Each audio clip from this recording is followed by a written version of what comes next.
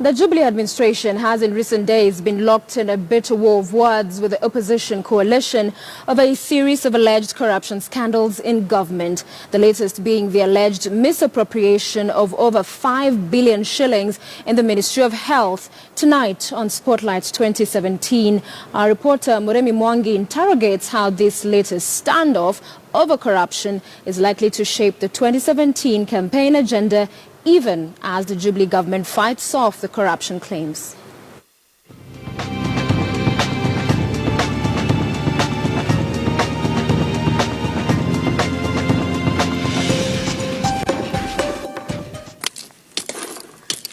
The sound of hard work, women striving to beat life's challenges by crushing stones for a living at a quarry in Nyeri County. Napiga mawe.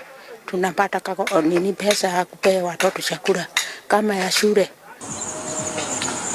And it is these hardships that have gotten Anthony Mwangi, a herdsman in Makueni County, critically thinking about the never-ending reports of high-level corruption in government. Kama kila mtu amejaa na ufisadi, nasikia machungu sana nikisikia mtu anapatikana ameiba mabilioni ya pesa ya mwananchi. But with only 274 days to the ballot, the Jubilee government is at pains, denying reports of the alleged 5 billion shillings scam at the health ministry. As fresh intrigues play out in the loss of 791 million at the National Youth Service. And analysts say the graft allegations portend a greater danger to Jubilee's efforts to be back in power, despite its development achievements. But the more fundamental problem for Uhuru Kenyatta and William Ruto is that they are allowing corruption to set the agenda for politics in this country. The agenda is being set around corruption. What do I mean? You see, Raila only has to come up with something and it makes the headlines. You know, you must understand a man and his thinking. Backwardness. Pettiness. If you have been listening to what has been going on in Parliament this week, can you say that Raila Odinga is just involved in propaganda?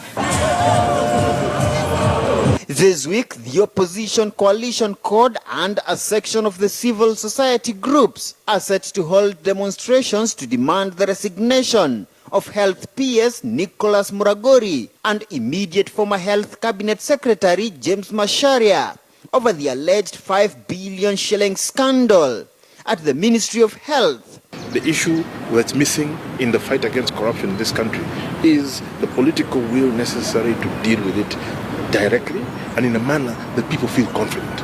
I don't think since independence there is any other president in Kenya who has fired his 6 cabinet ministers in the first 2 years. It was totally unprecedented. So you can see the goodwill from the president. I hope that the people, they are looking at what exactly this government is treating them into, and they have the power of the vote in their pockets. 2017 itaamuliwa na Wakenya ambao wanataka kujua maji imepatikana, sitima imepatikana, watoto wamesoma, madawa iko kwenye hospitali. But the hope of Charity Wandia, her colleagues at the quarry and millions of other hard-working, tax-paying Kenyans is that the EACC and other investigative agencies will make good their promise to stem graft and redeem the country from the monster of corruption. My friend, the president is frustrated. He has a right to be frustrated because alone he cannot do it. He needs the Kenyan people behind him. People are not behind him because they don't believe him. So he's got to get them to believe him. Do not worry. The development partners are turning a blind eye to the corruption and impunity taking roots.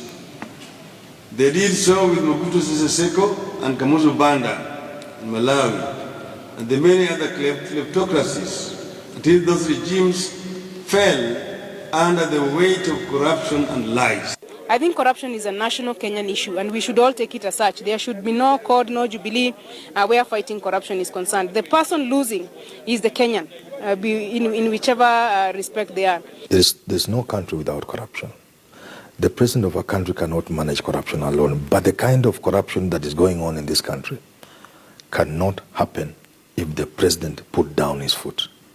So if you ask me, has he been doing enough? The answer is no.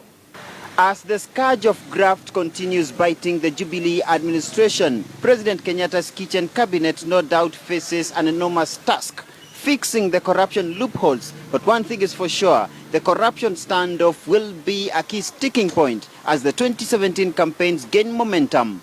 Murimi Mwangi, KTN News, in Nairobi.